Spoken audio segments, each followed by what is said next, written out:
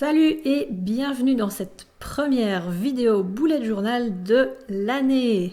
Alors en réalité nous sommes en décembre mais je vais entamer mon tout nouveau carnet, donc support pour bullet journal de 2022. Vous et moi avons assez vu ce cahier bleu, il est temps de passer à autre chose, donc voici un carnet à spirale. En réalité, c'est une ancienne collection de chez Emma que j'ai customisée en collant tout simplement la couverture de Grimoire qui fait partie du kit imprimable de la Maison du Serpent. Ce kit et les 3 autres couleurs associées aux maisons de Poudlard sont disponibles dans ma boutique Etsy. Je vous laisse le lien en barre d'informations. J'entame sans plus tarder la première page parce qu'on a vraiment beaucoup de boulot sur la planche aujourd'hui. Alors sur cette première page, je vais juste indiquer les informations de base en cas de perte de mon bullet journal. Donc tout simplement mon nom, mon adresse, un moyen de contact si possible moderne, donc un mail, Facebook, que sais-je. J'indique aussi mon groupe sanguin et le numéro de téléphone d'une personne de contact. Ça peut toujours servir en cas de problème. Alors après cette page ultra pragmatique, je vais m'atteler à la tâche pénible, c'est-à-dire la numérotation des pages. En réalité, je ne numérote que les 30 premières et je me garde la suite pour les longs trajets de train où je serai trop fatiguée pour lire quoi que ce soit. Pour entamer la partie fun, j'ai tout d'abord fait une sélection dans mon kit imprimable consacré aux collections du bullet journal. Ce kit est aussi disponible dans ma boutique blablabla. Ah oui, il sera aussi mis en promotion si vous regardez cette vidéo en décembre ou en janvier. Je ne sélectionne pas toutes les pages, juste les quelques-unes qui m'intéressent. Sinon, cette vidéo n'aurait pas vraiment de raison d'être. Ce serait juste du collage de pages sur des pages. Bref. Pour la première double page, donc d'ouverture, d'inauguration, je vais faire, comme l'an passé, un collage à thème qui me servira de guide, d'orientation tout au long de l'année. Ici, j'ai choisi de travailler avec une gravure de Prométhée, la peinture originale étant de Gustave Moreau. J'ai pris le temps hors caméra de découper chaque petit élément. Je vais ensuite les mettre en place. Alors, c'est pas vraiment un vision board, puisqu'il n'y a pas vraiment d'objectif à atteindre ici, mais c'était pas vraiment non plus un mood board, puisqu'il ne me servira pas vraiment de source d'inspiration. Il est plutôt là pour donner une couleur générale à l'année en fait. La peinture que vous voyez à droite est de Ferdinand Keller.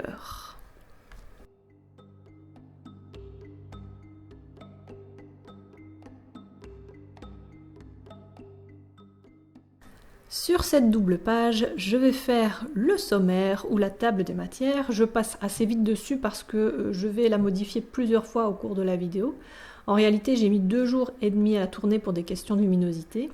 Or, quand on dort sur un projet, vous le savez sans doute, on n'est pas toujours satisfait et on réintervient sur ce qui a déjà été fait le lendemain.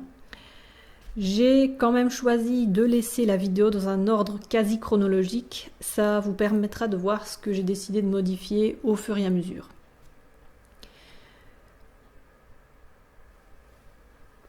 Pour la 3e page, c'est une forme de calendex. Ça me permet d'avoir une vue globale de l'année, en tout cas des 8 premiers mois. De toute façon, mon bullet journal ne durera pas 1 an, ça c'est clair. Je voulais quand même conserver la disposition des jours de la semaine. Donc ici, j'avoue que ma version imprimable m'évite de tout recopier à la main et c'est pas plus mal. Je vais ajouter juste les phases de la lune. J'avais déjà collé la page des phases de la lune dans mon journal de tirage tarot, donc je vais tout simplement ici la retranscrire en faisant des bulles grises pleines pour les nouvelles lunes et des cercles gris pour les pleines lunes.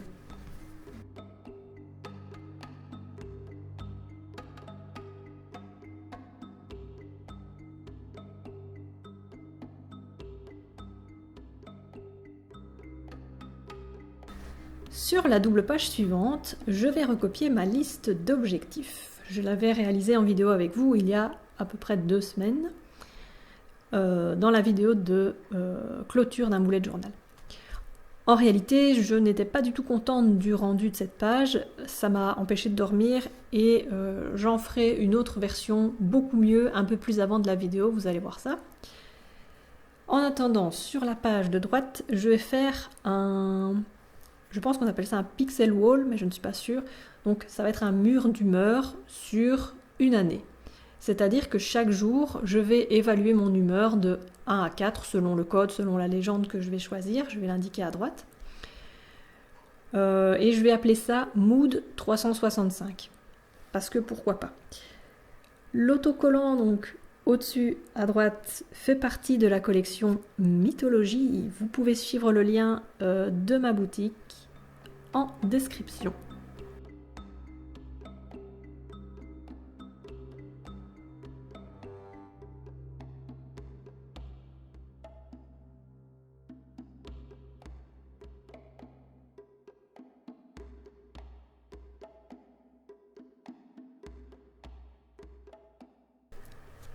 Alors ensuite ici, je vais placer ma bibliothèque. En général, j'aime assez bien dessiner moi-même les livres, mais là j'avais la flemme, donc je me suis servi juste de ma feuille toute faite. En plus, dessiner une bibliothèque, ça prend des plombes, donc j'avais pas forcément envie. De l'autre côté, je sépare juste la feuille en deux pour pouvoir y noter les choses que je prête ou que j'emprunte à des amis. Exceptionnellement, cet autocollant en bas à droite n'est pas de mon fait. C'est une illustration de Holycrack, je laisserai le lien de sa boutique en barre d'information également.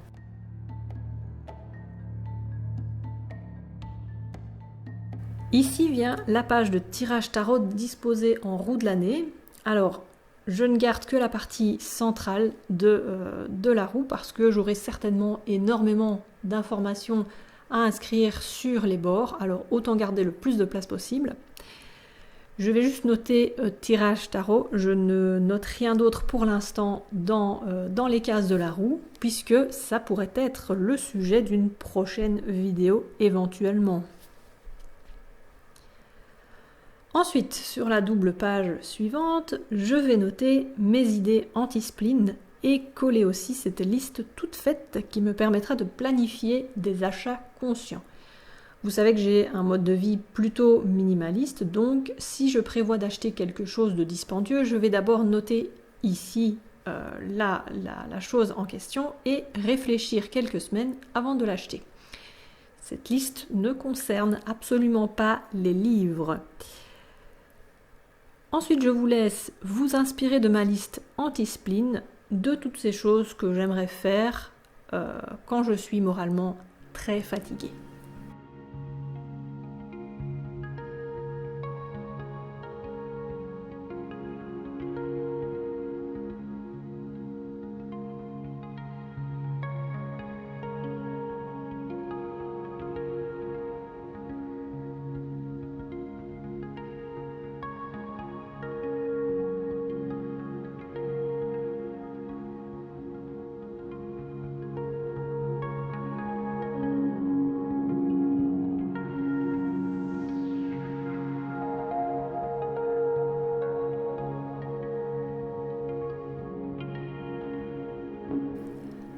Ensuite, je vais prévoir une double page pour la boîte à idées. C'est ici que je vais noter tous les thèmes qui me passent par la tête pour les collections d'autocollants, de kits imprimables, les thèmes visuels en général que je peux utiliser pour faire des vidéos de bullet journal.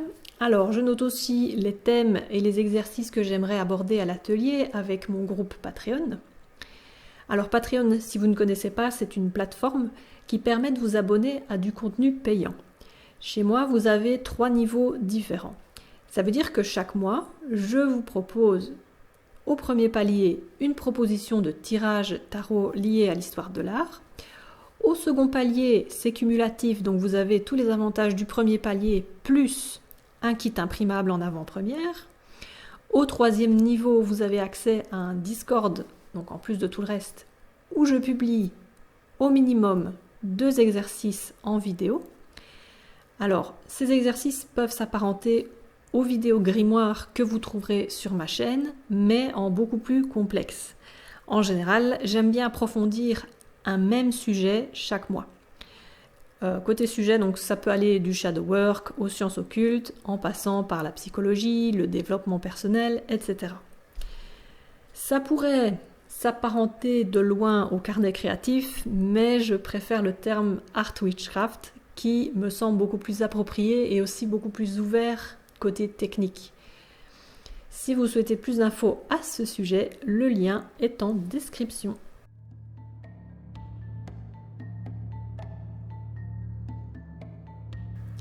Voilà donc le deuxième jour où je décide de déchirer férocement, mais pas trop quand même, cette page des objectifs pour en faire quelque chose de mieux. J'ai rassemblé en amont des images qui selon moi illustrent au mieux ce que j'aimerais réaliser, donc une image par objectif. Je vais disposer ces images sur une double page et, étant donné que certains objectifs sont chiffrés, je vais ajouter des cases ou des jauges si vous préférez pour avoir le plaisir de venir les cocher au fur et à mesure des avancées.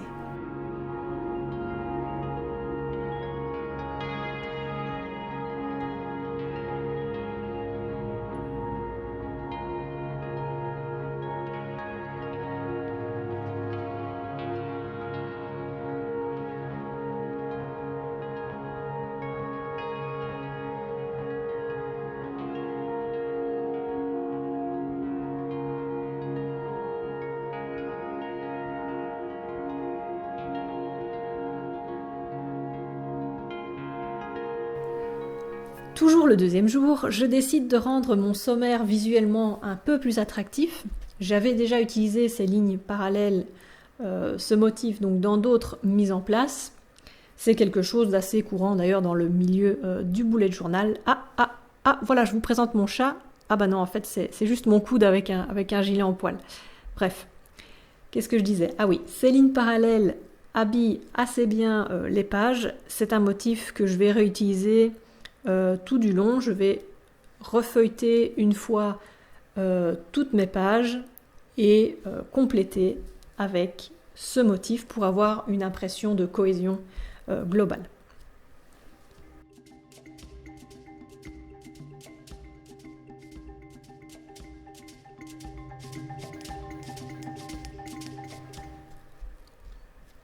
Voilà une affaire rondement menée. Je vous laisse avec un dernier tour d'horizon de cette mise en place des collections. Je vous retrouve la prochaine fois pour l'organisation tout à fait classique du mois de janvier. À tout bientôt, ciao ciao!